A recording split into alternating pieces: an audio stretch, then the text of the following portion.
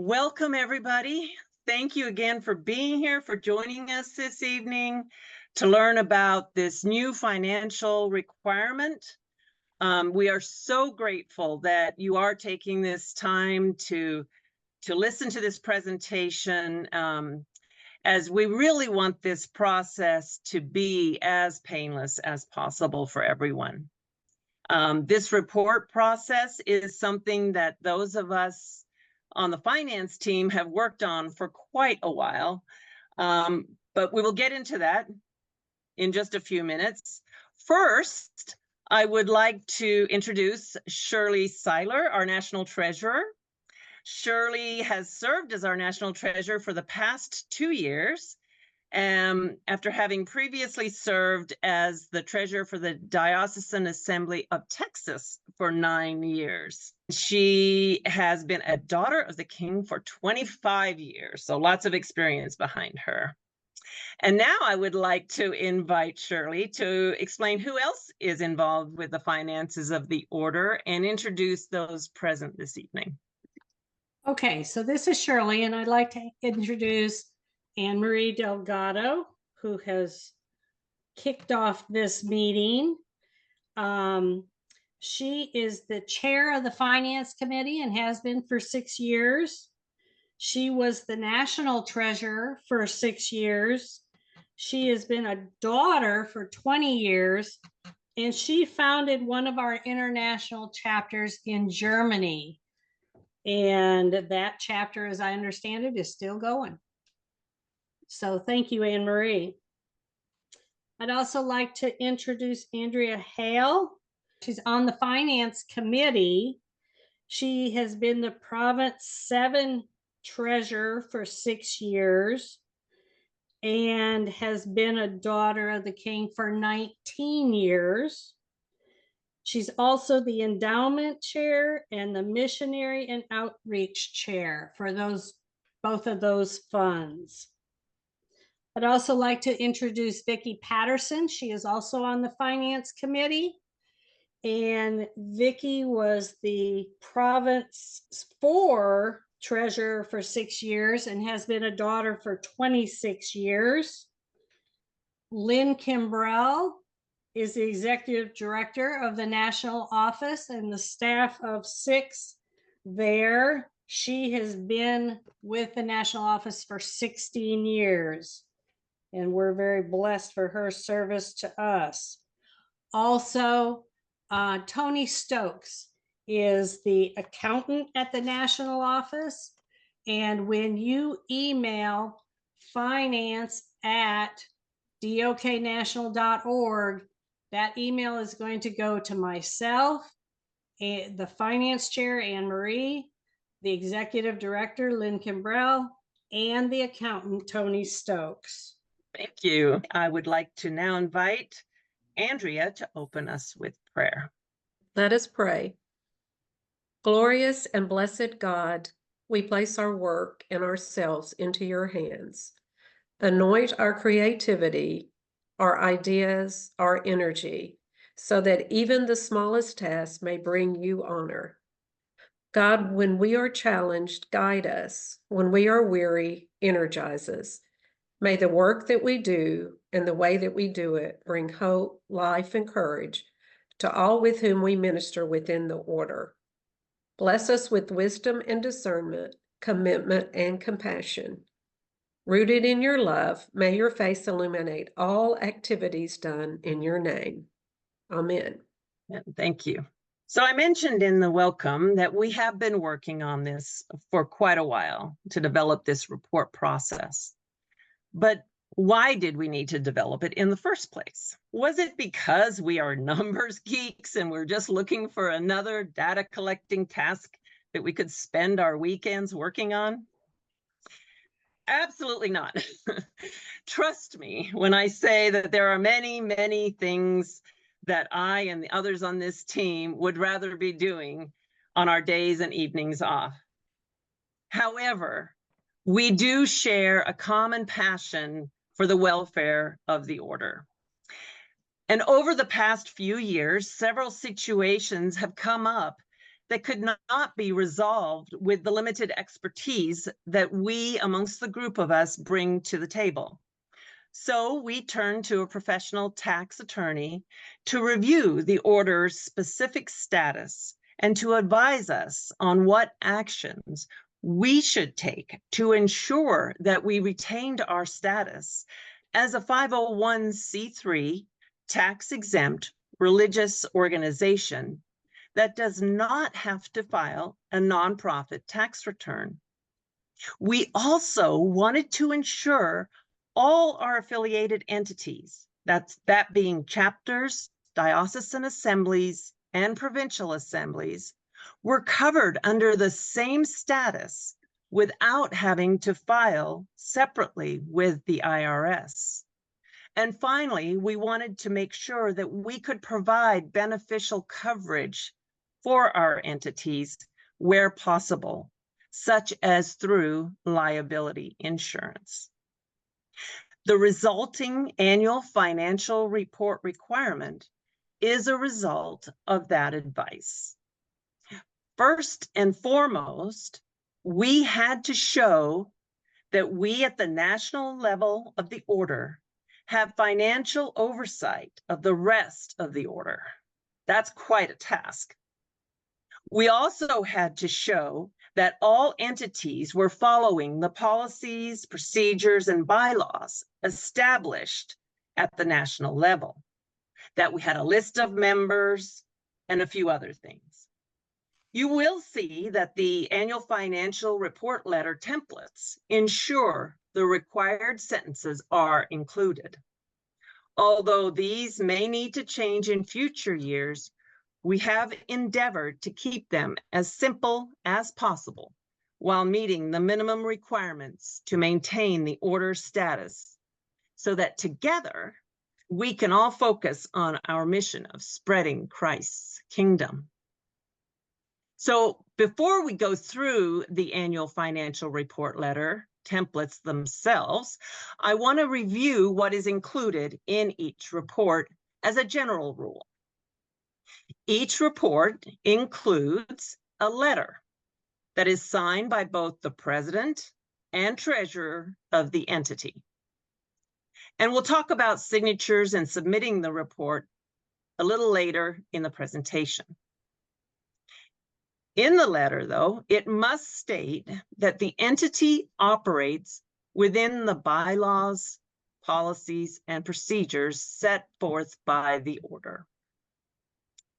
It must include the information to contact both the president and the treasurer. It must have a confirmed membership list attached, and this membership list can be downloaded from the website, as many of us are familiar with. And it must state some financial information that depends on the level of annual revenue. The financial information may be a very simple statement of the dollar amount of annual revenue and annual expenses to something like attaching financial statements. So now I'd like to invite Shirley to maybe talk more about the requirements of the based on the annual revenue. Okay, so the first, this is based on revenue. So let's talk about revenue first. There's really two types of revenue that are coming in to the chapters and the assemblies. And I think of those as in two categories. Money that comes in that can be used locally. I'm going to just talk about locally in the entity, or money that is passed through to the national office. For instance, a chapter that is collecting donations to the endowment fund, the ministry education fund, the Junior Daughters Fund. Thank you. And Mission and Outreach Fund. Mission and Outreach. I had the outreach. I was losing the mission. Mission and Outreach Fund. If it's pass-through monies, then you don't want to include that in your calculation of annual revenue or your reporting of annual revenue. If you are receiving donations, participation in quiet days, participation in retreats, if you're hosting an assembly, those are local funds, because you're going to be spending those funds or saving those funds for future expenses. So that's what you're going to look at when you're looking at this annual revenue number. So in the annual revenue of less than 5,000, you're going to have organizations with absolutely no revenue. And I suspect some of you are shaking your heads right now. That there are chapters that have no revenue. We still have a template to fill out that has the chapters or the president's signature and the treasurer's signature that says we're complying with the bylaws and attaching a list of membership. So that's one of the templates.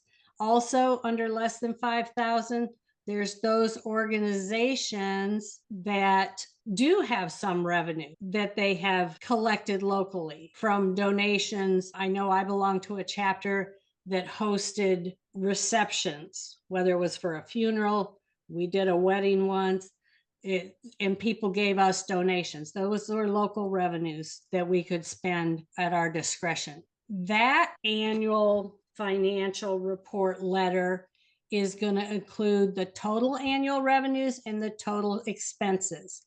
And I want to remind you all that this is going to be on a September to August fiscal year. That's what the national office operates under. So this reporting should be based on the fiscal year. The next type of report is for $5,000 to $7,499. This would include your signed financial report letter stating the totals, revenues, and expenses, and identifying the top 3 expenses with a brief description of each.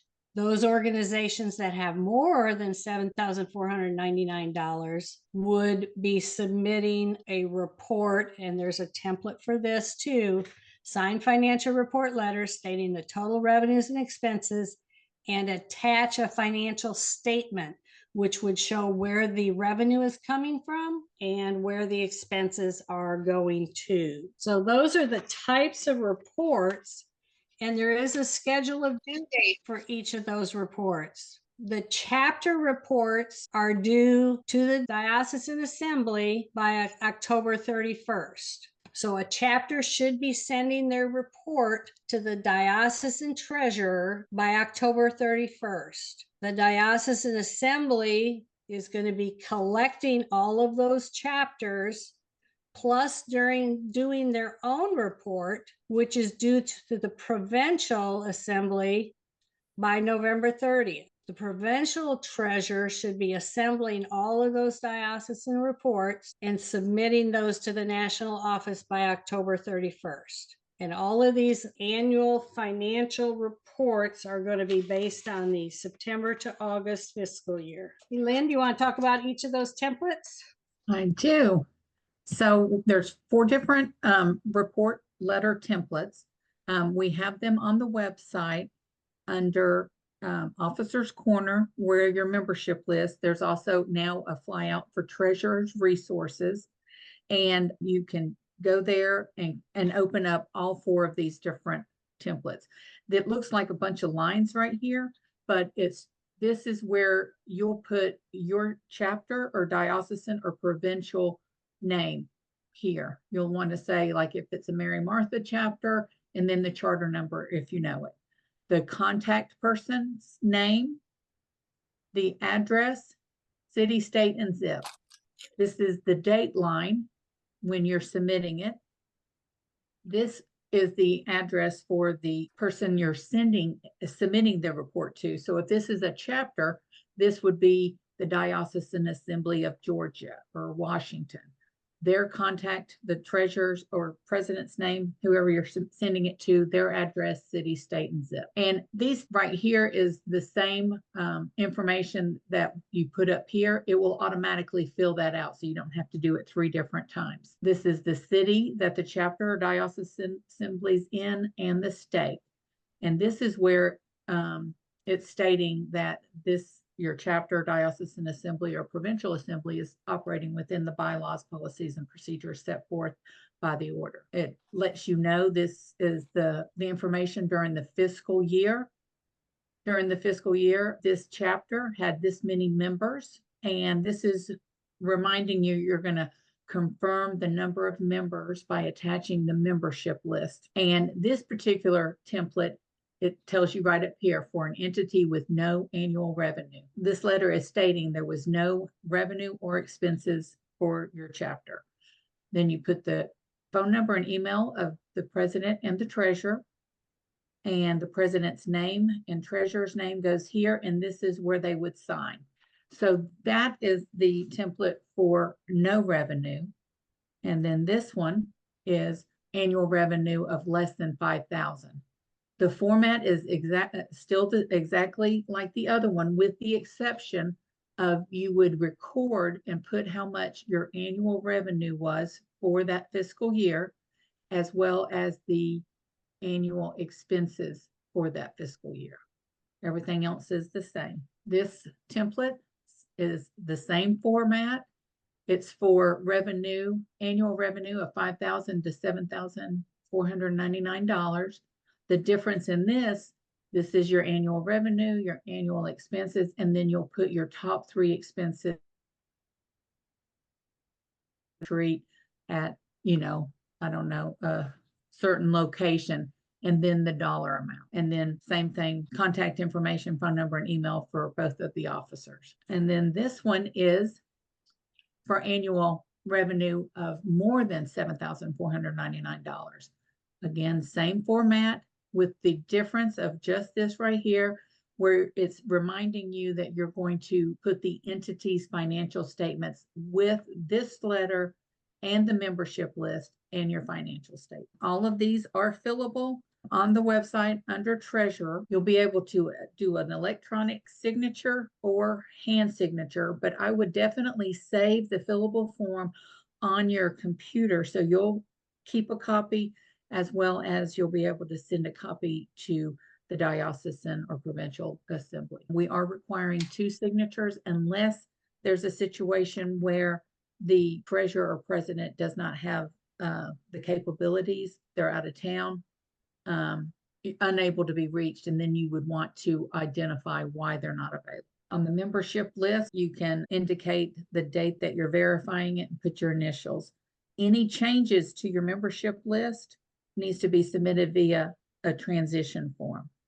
So if someone's moved or resigned or passed away, we do want those updates, but you would submit the changes via the transition. And then again, the financial statements, if applicable, and submit via email is the preferred way, but if not, you can print it out and mail it. And you want to, especially if you email it, you want to make sure and copy the president and the treasurer, so both officers are aware that it was submitted.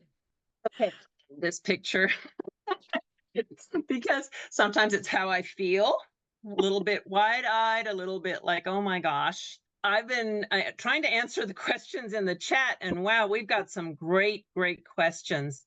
Wow. I'm just looking at, where do we start?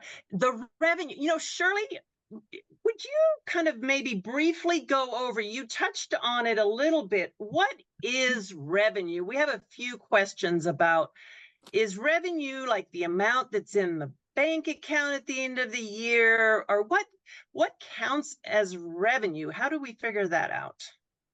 Okay, so revenue would be the deposits you make during the year. The balance at the end of the year, we're not looking to have that reported at all. We're looking to have the deposits that have been made throughout the year, but those deposits that we're interested in having reported is the deposits that are going to be used locally. So if you go to a chapter and you collect money for the funds at every meeting and you make that deposit, that's going to be passed through to national. So that type of deposit does not have to be reported. But if the funds are going to be used locally, if that deposit is going to be used locally, if it was a donation, if it was a registration for something, then those are the funds that you're going to want to report, and the related expenses. Our chapter writes checks to reimburse daughters for printing birthday cards, because we send out birthday cards to each daughter on their birthday. We sometimes have to purchase a cake for a reception. So that money is one of our expenses. We sent a delegate and an alternate to Triennial this summer, and we reimburse some of their expenses. Those are the type of revenue and expenses, the ones that are raised locally. Does that answer your question, Anne Marie? And questions that So, have been... Go ahead. No, I think it does. And there's lots of different, different cases. Revenue is money that is received, right, during the year. That is not, that is not just, but it does not include the money that we're going to send on to national for donations to the funds or to other accounts such as international development or for dues. Does that Correct. kind of summarize it? Yeah. Yes. And Diane Williamson does have her hand up if we want to take this question. Diane? Yeah. Why don't we do that? Okay. Thank you for letting me know. I put this in the chat, but I'm not sure it was answered. Our chapter collects money that we pass on to our sister parish in Haiti. And that's not local, but would that be considered local revenue? I think that would be considered local. The donations are local. And then if you're passing them on to Haiti, that would be considered, I think, local. Okay. Because you're not passing it through the national organization. It's not going through national. So if anything that isn't going through national would count as local then. Yes. And it's almost like a grant that you're making to Haiti. Right. Money you're making available to Haiti. Okay. Thank you. You bet. Thank you. Catherine Weisler. Yes, I just had a question. Well, two questions. So like our endowment fund that we have, our savings account, that is not included, correct? Now, are you talking about the National Endowment Fund? No, just our local one that we have for our chapter. It's a savings account. Okay, I would say that is included because it's local. Okay, so I need to include the amount of money that we have in there. Yes, ma'am. Okay, and then also, as far as submitting the financials, can I submit what we have on our Excel sheet? It's an copy on Excel as far as expenses and income. Is this an organization that's going to qualify for the greater than $7,500? Let's see. We have no. Okay. Well, so the only ones that have to I'm sorry. Yeah, so the only ones that have to submit for for financial statements, everything coming in, everything going out, is those greater than $7,500. So if you fall between 500,000 and 7,500, then you're going to list the top 3 expenses. Oh, okay. Okay. So, as far as, those, can like say that we help out our junior DOK with we help pay for their food and parties and all. So that's one of our main expenses that we do. If it's in the top 3, then you would list that. Okay. Junior Daughters of the King support. support, Yes, that okay. would be that amount, okay? That helps explain. I was confused about the financial, but and Sure. also the savings. Thank you very much. Certainly, we're all doing this for the first time, so Oh, I don't blame you. and then one other question. I'm a new treasurer to this. So Yeah. do I need to have the treasurer from last year sign, or do I go ahead and sign it since I'm submitting it? You and the current president can Okay. sign. Gotcha. Thank you, Okay, ma'am. great. Ellen Bishop, you're up. How are you? I'm good. Thank you. Helen. So this is a question for the diocesan assembly, whatever. Yep. So, I'm still a little confused. So so the financial, I get a deposit, I make a deposit. We get money from the national office that I deposit into the bank. That's correct. And then with that, I mean, what I was thinking was that, and then we do donate to the various funds. And so am I not including what I get from national as revenue? Or I am? I'm confused on that still. Anne Because Marie, those are that's a due. good question that we haven't really talked Yeah. about. Somebody else at one of the provincial assemblies asked it, and I did indicate that would be revenue. It's not going passed through to anyone. It's revenue they are receiving to use for expenses. So Okay, and then so that was one of my, the donations to nonprofit was a line item of our most expense, our highest expense, and then I just kind of footnoted it to include how much amounts we did, because it all went to national, but I had a footnote, like I had $5,000 to nonprofits, but it was a certain amount to the International Daughters, oh no, it wasn't just those funds. It was Christ Church, it was Education Equals Hopes, International Daughters, and Episcopal Reaffirming Development. And I had that as one line item because it was in my record keep. I mean, I have the breakdown, but it was donations. So So donations would be expenses unless it's within the. Well, that's order. my three top. Mhm. When I was recording the three top, I just said I had one line item of the total amount, and then I just had an asterisk showing what the individual breakdown was of the $5,000. So I don't know if that's right or not. But anyway, I included the money I got from national as a revenue, and that sounds like I did that right. Correct. Okay. But then on the chapter level, I guess I can't remember. I'm not the chapter treasurer, but they may ask me. But they're going to be the least amount one. So they don't have that much revenue. But those funds, we don't get that from. We just pay that to national. We Correct. don't. Okay, never mind. And that's your discretion. You've chosen to use that money that dues We eligible do.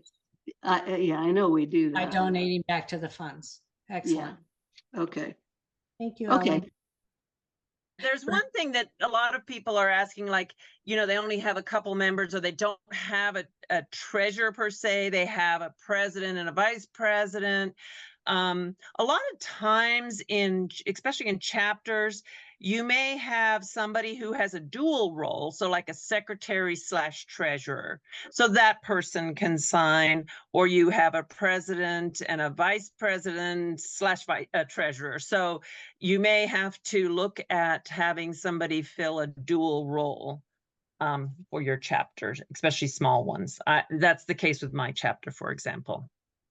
So that just to answer maybe a few of those questions. What are they acknowledging? They're acknowledging what it states in that letter. They're acknowledging that they are following the bylaws and policies of the order, that the membership list that they're submitting has been confirmed, and that the amounts are accurate that they're submitting the numbers for. So that was another question. Okay, Shirley, you want to So, take Septina's question? Yeah, Septina Floramonte. You've actually just answered that question, but I just have a question for this, for the purpose of this call, if this might be a question that could be answered. If we have the financial piece being addressed by the church financial committee, who signs then? Do we still follow the same protocol with because we only have two, like you, we only have two officers at the moment, just the president and secretary. So what would happen then? Would that make the finance committee at the church? Does that come? Septina, this is Lynn. I would, like Anne Marie just suggested, the secretary could serve as a dual position for secretary and treasurer, but it's the chapter officers that are responsible for submitting that report. You would just get you may have to get the information from the church. Well, let me do a follow-up then, but that's only just for the purpose of submitting this report. They're not actually fulfilling those responsibilities. That's correct. I see. That's helpful. Thank you. Gloria Sullivan. Hi, I have similar problems. I am the only officer as the secretary and treasurer, so I don't have a second person to sign it. Should I get the previous president who's resigned 2 years ago? She's still active, but not as an officer. So if you need two signatures, you've got one because I'm doing dual roles. Should I just ask her to sign and note as previous president? I think you covered that, Lynn, when you were talking about the annual financial report letters. And you said if the second signer was not available, to indicate that on the letter. So I should just say we don't have an additional officer at this time. Yeah. Because Anne Marie? we anticipated that situation was going to happen. Mhm. I am a little confused. You say you're the secretary treasurer, Yes, and who's the president? we don't have one. Oh, then yes, I would say that the person's not available at this time. My other question is, we do not have a separate checking account. We have a line items in our church's budget. Mhm. So, I mean, I still keep the records on the old Excel sheet, so I know what goes in and out. So is that a problem? No, Okay, no, that's not that unusual. okay. Okay, I have two. Thank you. Thanks. Thank you. Anne Marie, do you have any more answers for your chat? Yes, so will we have a handbook we can refer to? Well, yes, the treasurer's manual is going to be coming out. So we, like I mentioned at the beginning of the presentation, that we hope to have it online by the end of the week, and hard copies in the national office will be available hopefully for purchase end of next week. Yeah, so the treasurer's manual will cover it. It will also, there are also templates and samples in that treasurer's manual and on the treasurer's resources online. When are these reports due? We are asking for them for this year. So that is reporting on the period, there we go, reporting on the period that began September 1, 2023 through August 31st of 2024. And just know we're all trying to figure this out at the same time. So it may not look pretty this first year. We know that. And we just offer each other a lot of grace. Amen. Pamela McPherson, would you like to unmute and ask a question? Yes, thank you. Our monies go through our church, not as part of their budget. We are what they call a special account. So I have a separate recording of all of our income and or expenses. Okay. I understand about the pass-through money. That would be if someone pays a membership at chapter and we pass that on to national, that would be passed through. Right. My question regarding the donations to the 4 national funds, because we collect our donations through the year from our members and or other church members possibly, and at the end of our, I guess our program season, it kind of works on a school year. At the end of our program season, we then look at all the monies in our account and pull not all of it, but the about 80% of it, and that's forwarded to the 4 national funds. So when I go to list what's passed through, I would simply take out of revenue an equal amount of what we pass through to the national funds. Right. Your revenue would not include what you sent to national. Okay, that's what I thought, but I just wanted to be sure. Okay. Yeah. Good question. Oh, somebody has said, okay, if we, as an order, do not do fundraising, how do we have revenue? That is a really good question. Let me just say that, you know, different entities have revenue through donations. As Shirley mentioned, you know, her chapter does some lunches or meals for funerals, and somebody may make a donation. So that is a donation. That is not fundraising. People may just offer donations. And that is another way of having revenue. You also may bring in revenue for events like a quiet day. So you would say, we're going to hold a quiet day, and I'm making up numbers now, and it's going to cost $100. Everybody pays $100, and then you cover your expenses. So the revenue would be the 100, and then your expenses, and they should equal close to the 100, right? But that is not considered fundraising, right? You're trying to cover your expenses. Does that, so hopefully that makes sense.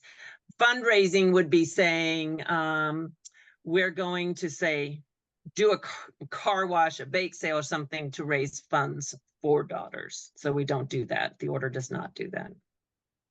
So could fundraising be, so could donation be, if it's solicited, that's considered fundraising, right? If you are offering something like a service or a goods in, you know, if you do a presentation on daughters, say this is the order and this is what we do, and anybody who would like to help support our work is welcome to make a donation to the order to help us.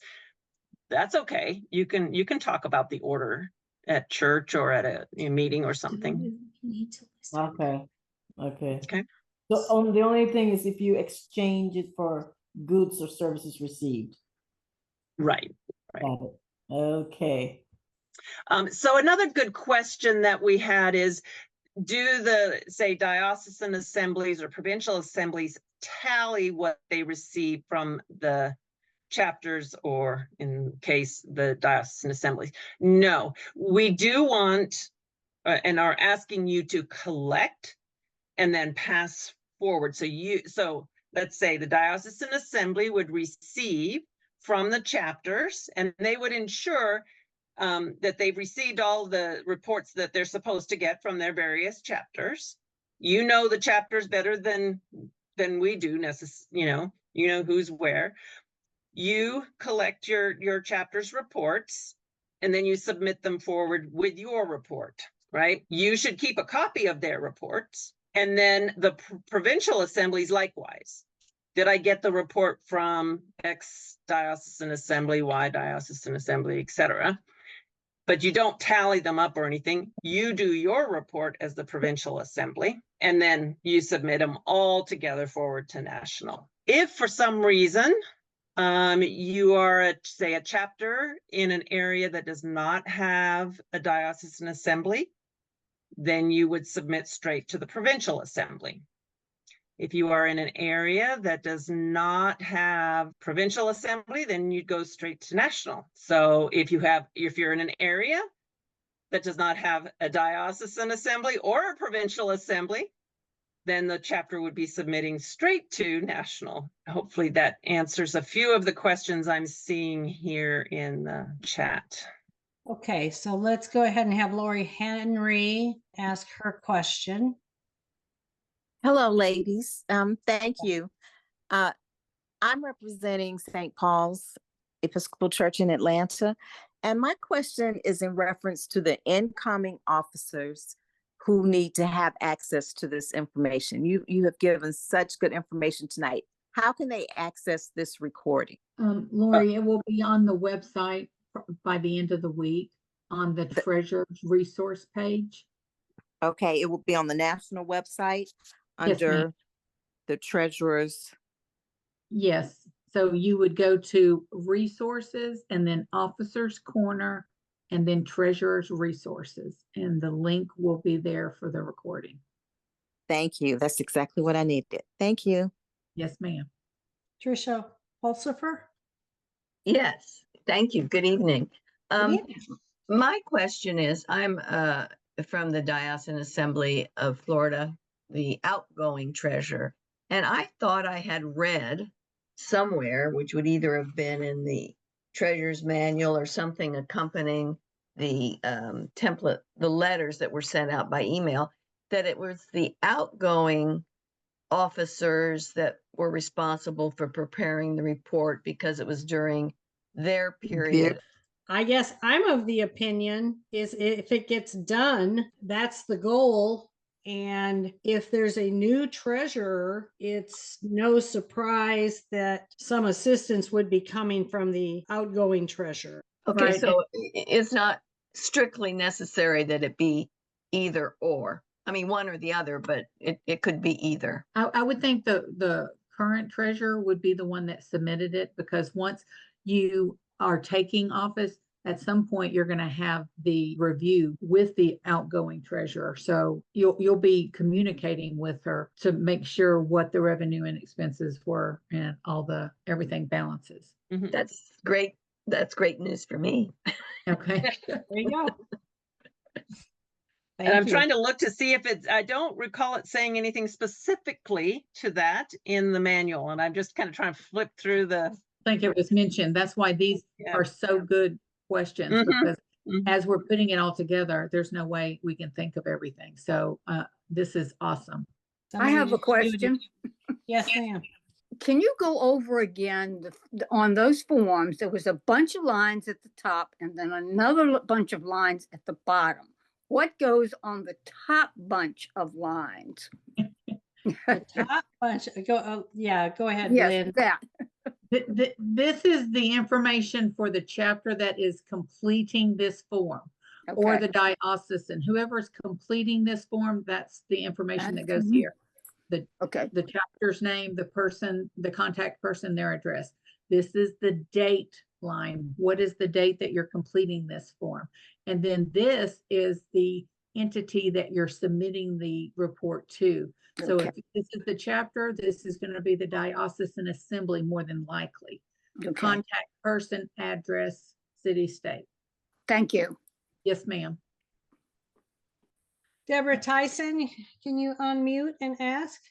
Yes, I have a couple of quick questions. The first one has to do with the question that was asked about the previous administration. It was something of my question as well, that the period covered is from 9/1/23 to 8/31/24, and that was a different administration. So what you're saying, to be clear, is that the current administration needs to sign off on what was done from the previous administration? Is that what you're saying? Or that we should work together, or what? This is just Lynn. This is my thought. Whenever the new person takes office, especially with the money, you're going to want to know the money situation as you're coming in. So all that information is verified and reviewed with 1 to 2 additional people besides you and the previous treasurer. So then you'll be comfortable with what the revenue was and expenses, because you'll be able to ask them questions and have that information.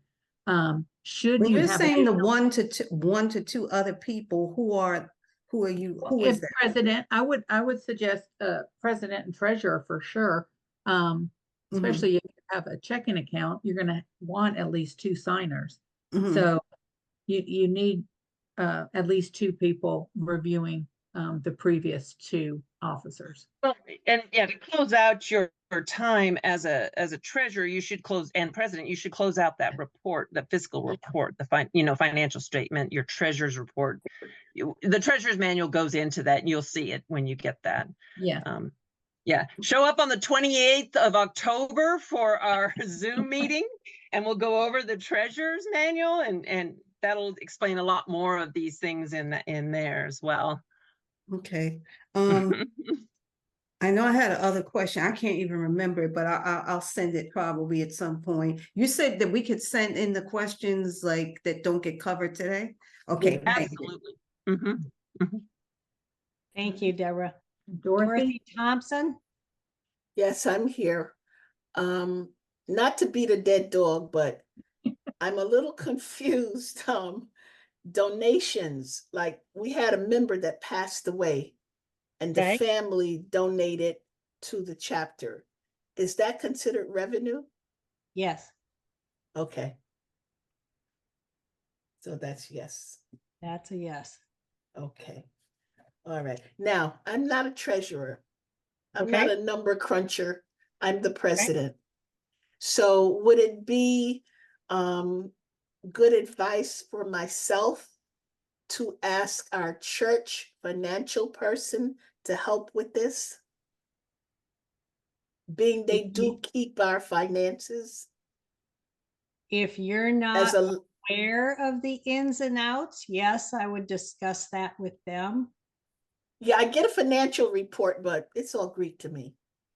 I mean, I know bottom line what we have and what we had, but as far as, I mean, would it be advisable to have them help? Because we're a line item in our church. We don't have our own account. So but if you get a report with what's coming in and out, can you differentiate between? I kind of can figure it out. Yeah. Okay. Well, and I'm not saying, don't include them and don't ask questions. If it's going to help you understand your activity, then yes, I would ask them questions. Okay. Thank you. You bet. Do you have anything else, Anne Marie, from the chat? Because we got 2 more people waiting in line here. A few things, but the Zoom on the 28th will be at 8 p.m. That will go over the treasurer's manual. There will be and we have one more slide to show that'll cover that Zoom meeting and such. Lynn, why don't you go to that final chart just so because there are a lot of people are asking questions for information that's on that final chart. So if I can cover that really quickly, Shirley, then we can just answer a few more questions verbally. That sounds great. So here's the information for that Zoom meeting on the treasurer's manual, Monday, October 28th at 8 p.m. Eastern time. On the orders website, under resources, officers corner, treasurer's resources, is all kinds of information, including an area for the FAQs. I just answered that question for someone. There's only a couple there right now. We will post all of these that we collect from here. We'll post there because they're great. We'll just, probably combine and make them, consolidate them. We also have received several through the finance email, which we'll post there as well. There's the email address to send to if you do have a question that we either didn't answer on here, or you think of tonight when you can't sleep and you're thinking about all of this wonderful finance stuff. You can email it to finance@doknational.org, and you will get a response, as well as then we can post it to the website so that others see the answer to probably have the same sort of question as well. Or you can call if you need to discuss it in more detail. You can call the national office and likely speak with Tony or Lynn, or one of the other folks there. So why don't you go ahead and have one of the. That's for sure. Owens, do you want to unmute and ask your question? My question is, could Lynn put up, I know I just went on the website and it says, go to look at the treasurer's manual to see how to fill in those lines on the form, but the treasurer manual hasn't been downloaded yet. Could Lynn just throw up there just one form that shows us what goes on all those blank lines, so we could at least get an idea how to start filling out those forms? When you fill out the form, the fillable form, if you hover over that line, it says like entity's name. So that would be your own entity's name or recipient's name. So that also shows where we can see it. Because right now all we're seeing is just blank lines and have no idea what you're looking for there. So, but when we hover over it, it'll come up. Yeah, it will, but she's bringing something up, I believe. So okay, there you go. There's the. Nice. There's a complete. So this is just one of them it's an example for annual revenue between $5,000 and $7,499. And I use this and I just put the Diocesan Assembly of Texas, the contact person's name, address, the date. I spelled September wrong. All right. Who we're submitting the diocese this report to is Province 7. Again, this was just an example. The city, the state, how many members is in the assembly, the annual revenue for the fiscal year, and the annual expenses for this fiscal year. And then I just was saying examples, and then you would put the dollar amount and any other descriptive information right here. But it is just fillable. You can just type on it, Okay. Phone Thanks. number. Thanks, Lynn, for that. That helps. Thanks. You're welcome. And there are samples on the website, on the Officers Corner, the Treasurer's Resource page. And if you have problems finding in though, right? They're blanks, right? When I just looked, they look like they were all blank. They're blank, and then just below it'll say sample, so you can click that one as well. Okay, great, thanks. So we have one hand up. Septina, we're running out of time because we do want to close with prayer. Septina, you were up before. Do you have an additional question? Yes, not a question, but just maybe a comment, just to kind of close this. So some of the chapters have less than 5 or so members, and yes, this seems like it's really almost a burden to some that may be doing this for the first time, chapters looking to do this. Is there like a grace for new chapters that are forming, right? That this may not be, this could be postponed to deferred to the next year, because I'm just, it could be overwhelming, especially when you want to recruit people to do this.